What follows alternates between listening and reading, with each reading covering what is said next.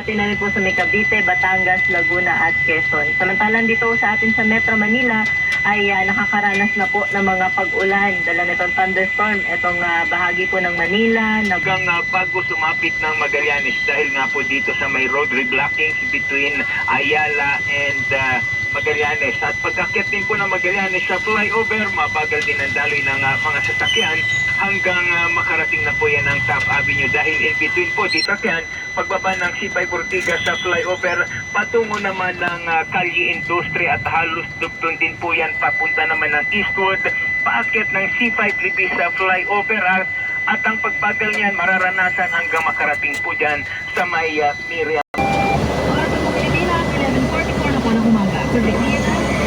Disiplina pa! Naniniwala kami na ang nagbabalita dapat walang kinikilitan, walang mga interes na pinoprotektahan, walang pinapangalagaan, kundi kapahanan ng sambayanan at katotohanan. Balita walang accounts ng Super Radio DZBB. Para sa YouTube, mag-subscribe sa @DZBB594. Para sa Facebook, i-follow ang Super Radio DZBB 594 kHz. At para sa X na dating Twitter at TikTok, i-follow ang @DZBB. Mga kapuso, sundan ang DZBB sa social media at huwag pahuli sa malalaking balita at tamang impormasyon. www.mercurydraw.com.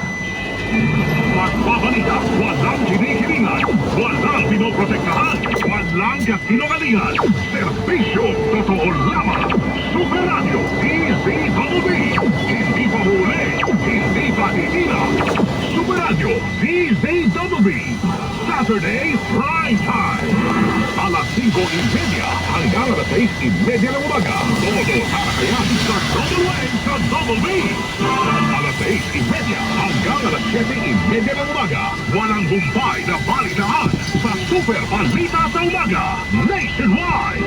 Alas 7:30 hanggang alas 8:30 ng umaga. Usapang pangkalusugan ang hatid ng Pinoy MD sa Super Radio DZBB. Alas 8:30 hanggang alas 10 ng umaga. Usapang consumer naman ang hatid ng